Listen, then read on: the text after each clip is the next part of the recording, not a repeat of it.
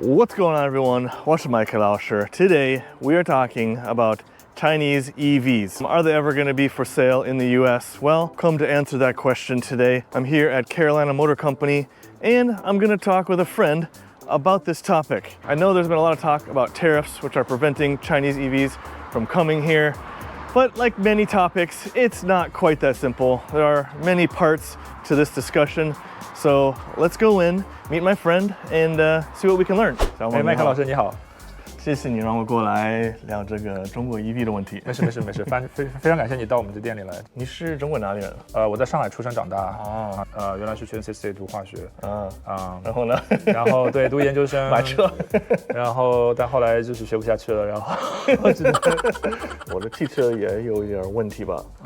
能不能给我卖一个新车吗？可以啊。你有什么要求？这样？想开一个比较酷的那种汽车。要很酷开的车不如科尔维特怎么样？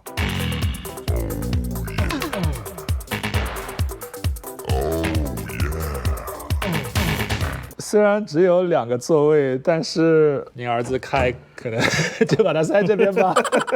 470马力0到60英里的加速只需要2.9秒。最大的特点是它把发动机从前面的发动机放到了中段，这样，所以你可以看它的发动机在这样是为了一个更好的操控。你看这科尔维特太好了，对吧？又是酷又快。等一下，我的中文有点跟不上你，可不可以用一个翻译器吗？有这样的翻译器吗？有。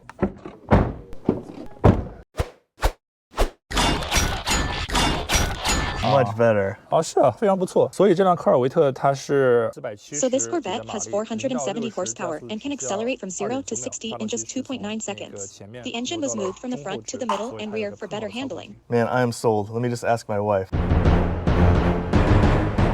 You wish. You think too much. Don't even think about it. Absolutely not. How is it interpreting? She doesn't even have an earbud on. Look, guys and girls, my Chinese is okay, but there are still many areas where my Chinese is lacking. For example, buying a car. If you're anything like me, you probably dream of speaking many languages. For many of us who love traveling or meeting people from all over the world, or those of us who work in an international context, learning languages is really important. But let's be realistic. It takes a lot of time to learn one language, let alone many languages. So I've got a language learning cheat code for you. In this little box are 40 different languages. Shout out to Time Kettle for sending me their W4 Pro AI interpreter earbuds to try out. Of course, it has the one-to-one function, which you just saw, but it can also connect to apps like Zoom and WeChat and give you real-time translation. It's not only a translator, but a super comfortable, high sound quality open ear headset that you can use to take phone calls, and it has a 6-hour battery life. You can even use it to translate unexpected phone calls in a foreign language. It makes a perfect gift for yourself or for someone else. Check out the link in the description and don't forget the promo code for a huge discount. All right, so the question of the day. In your lifetime, do you think you'll see Chinese EVs for sale in the US? I'm pretty sure, yeah. I'm pretty sure eventually. Okay, yeah. Eventually. Yeah. So the question is then, how many years? There's a lot of things involved. Yeah. Like politics, production cost, consumer trust. One of the things I think about is like other foreign car companies from Asia that are in the US now, like Toyota, Honda, the Toyota Camry, Honda Civic, best-selling cars in the US right now. But it wasn't always like that. Toyota, for example, they started selling cars in the US in 1958, which was 13 years after World War II ended. You know, at that time, there was a lot of anti-Japanese sentiment. It really took them 20 years before people really started buying them. In China, you know, things happen very quickly. In America, things go slowly. You know, it's the same for Hyundai and Kia. They started selling in the 80s and 90s. Oh yeah, and they were just garbage. Yeah, they were so bad. At that time, I sold a few like 2006, 2004 Honda Sonata. No, they weren't very good quality. The only reason people bought them was because of the price. But then they found out they were junk. They did something that no one's ever done. 10-year, 100,000 mile warranty, and people love that. But I think they had to also improve their quality because, you know, if you're gonna warranty a car for 10 years and you're fixing it all the time, you're gonna lose money. I think their quality has improved a lot. They seem to be really popular now. But again, you know, it took them 20 years to really establish themselves here and gain that trust. So they're starting from almost nothing. So that's the number one thing the regular American consumer care about, especially I think here traditional like Chinese like made in China is like has some negative image. You always associate with like cheap made, stuff, quality. When you associate with those like bad images, just take some time for people to get used to the new thing. From what I know, like Chinese EV makers like NIO, XPeng, they're only like 10 years old. Yeah. Like even in China, they're new. Yeah. Let alone, you know, in the US. Like, They ever want to come, they have to really pass all those tests, you know. Yeah, they've got to crash a lot of cars. Yeah. Some of my friends are in the auto industry, and they said like the US requirements for safety are like way higher than most countries. Yeah. And so adds a lot of cost, not just for the testing, but also the features that they have to put into the car. It's getting more competitive over there as well. One or two things they even they score higher than here. But overall, if they ever want to enter the U.S. market, that's like what's have this to meet their standards, right? Yeah. You know, even like this Tesla here, it's an awesome car, but how long is it gonna last? Like I can go buy a Honda Accord and drive it for 30 years with regular maintenance, right? Yeah. Because they're just that good. A NIO, a Xiaopeng, or even a Tesla, everything's so new. Like how long are they gonna last? You want to have one Tesla like dealership like in the whole triangle area. I just try to book an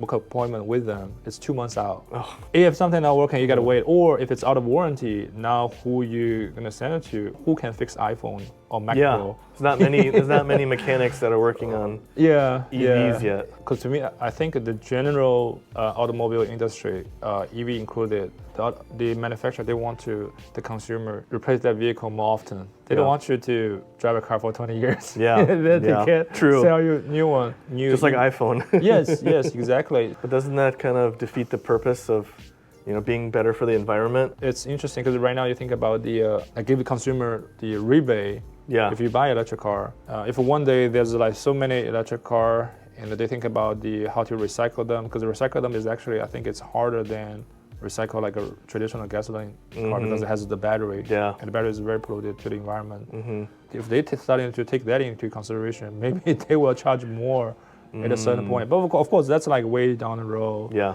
Toyota, Honda, Hyundai, Kia, even like BMW, Mercedes, they get their cars made here actually, or at least assembled here. There's a BMW in South Carolina. All these cars are foreign brands, but they're not imported, right? So they don't have to worry about the tariffs, right? So I wonder if that's also something for Chinese automakers to do. Of course, there's going to be political things that are going to maybe prevent that, but eventually that's ultimately what countries want, right? They want good jobs in their country. But eventually, if it's getting more competitive, at a certain point, they have to think about U.S. market somehow. Of course, we don't know when, but I think that's a question they're going to face. Strategic partnerships like Geely and Volvo, they're now one company. And speaking of which, they actually have I think they co-created, I think it's called Polestar. I think it was made here. And they're starting to sell. There's actually a franchise, Polestar franchise dealership. That I think that's going to be key for them, or a company like BYD and Chevy. Like making a BYD battery with a Chevy car. I don't know, something like that. And that would, that could bring the cost down for a domestically made vehicle. The Chinese EV manufacturer get their feet wet, just starting to do a little bit. Another thing I've noticed here in the U.S. Are hybrids are really popular because there's a thing called range anxiety, where people get nervous about running out of battery. And the problem is, here everything is so spread out, like the infrastructure, the suburbs. Actually, my wife is one of them. She's against, I like electric car, but she's kind of against it. And it's funny thing, in the last couple of weeks, I was driving this Tesla, and sometimes we do like go to a place to appraise the vehicle. But you go to the Wake Forest to check one car, in the afternoon there's another customer in Fukuoka, and then when you get to Fukuoka, there's only 20% left. And you feel like you can't make it back. So you started to checking where's the closest charging station. And then I stopped at a Target. There's 15 like chargers there. They all packed. Everyone wants to come out to charge their car during the lunch. Someone even bring the lunch bag. You have to wait. It seems like the trend now is kind of split, EVs or hybrids, and I don't know which one's going to win. So that's also going to be a challenge for any EVs coming here, I think. I was reading about this, that Japan has hydrogen cars now. And apparently their goal is to have 800,000 by 2030. Is that technology, is it going to be better for the environment than EVs? Will it catch on? Is it safe? I don't know. Because I grew up in Minnesota. We had winter 6 months a year. Was it like a 300 miles distance here? Yeah. They could probably only last like 200 or 150 in the cold weather. China as well, like if it's up north, consumer, they're a little hesitant about the EV cars just because of the battery thing. So last thing, maybe the most important thing, politics. I think Biden was proposing, what, 100% import tariff? It's possible, and I think especially when Trump goes in the administration, that's probably, I don't know, he might even raise the tariff even further, or maybe really? have some more restriction. I think he really wants them to manufacture them in North America.